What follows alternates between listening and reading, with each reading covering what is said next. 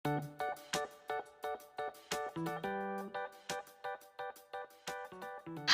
anak-anak, Assalamualaikum warahmatullahi wabarakatuh. Hari ini kita akan belajar bahasa Indonesia.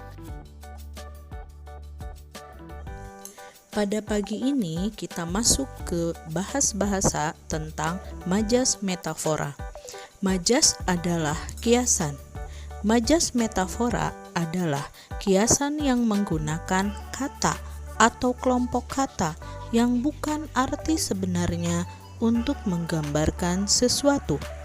Kata atau kelompok kata tersebut memiliki persamaan atau perbandingan dengan kata yang diwakilinya. Nah, kini berikut kalimat-kalimat yang menggunakan majas metafora dalam teks Anak Merapi. Mari kita simak.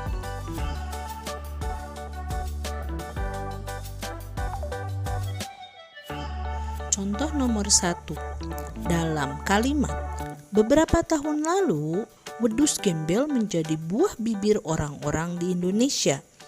Kata yang bergaris miring atau bercetak tebal, buah bibir, arti yang sebenarnya adalah bahan pembicaraan.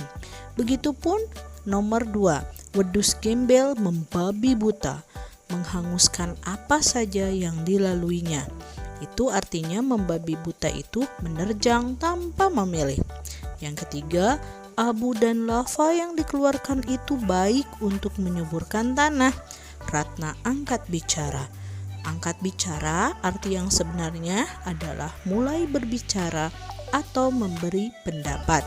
Sedangkan mereka meminta Panji berlapang dada menerima kenyataan itu. Berlapang dada arti sebenarnya adalah sabar. Yang kelima, mendung menyelimuti wajah Panji ketika dia teringat sapi kesayangannya. Nah, mendung menyelimuti arti sebenarnya adalah sedih. Nah, sekarang kita masuk ke menulis. Oke, tentang laporan perjalanan. Kalian tentu pernah melakukan perjalanan ke suatu tempat untuk berwisata atau keperluan lainnya. Kegiatan itu dapat kalian tuangkan dalam bentuk laporan perjalanan. Apakah laporan perjalanan itu? Laporan perjalanan adalah tulisan yang berisi hasil dari kunjungan atau perjalanan ke suatu tempat. Laporan perjalanan berisi fakta atau informasi berdasarkan pengamatan atau pengalaman orang yang melakukan perjalanan. Laporan perjalanan harus ditulis dalam bahasa Indonesia yang baik dan benar. Laporan perjalanan dapat dituliskan dalam bentuk narasi atau karangan. Kalian tentu masih ingat kan adik Simba? Apa, di mana, kapan, siapa, mengapa, bagaimana. Nah, ini adalah unsur-unsur di dalam laporan perjalanan harus dapat menjawab pertanyaan-pertanyaan tersebut. Sekarang ingatlah perjalanan menarik yang pernah kalian lakukan. Lalu buatlah laporan perjalanan dalam bentuk narasi atau karangan. Tuliskan karangan kalian dengan memulai dari bagian awal yang menarik. Diikuti bagian tengah yang seru, ditutup dengan bagian akhir yang menarik juga.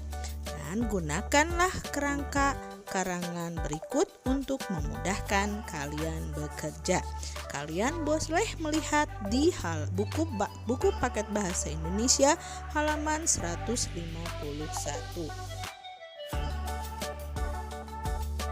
Oke, hari ini tugasnya adalah kalian membuat karangan, yaitu berupa laporan hasil perjalanan atau kunjungan.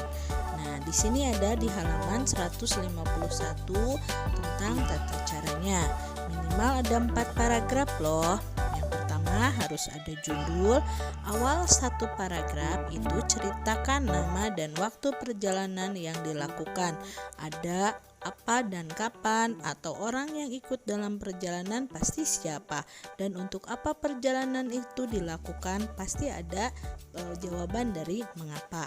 Untuk di tengahnya yaitu paragraf 2 dan paragraf 3 menceritakan proses perjalanan tentang bagaimana kalian dapat menceritakan kendaraan yang digunakan, berapa lama waktu yang diperlukan, dan suasana perjalanannya.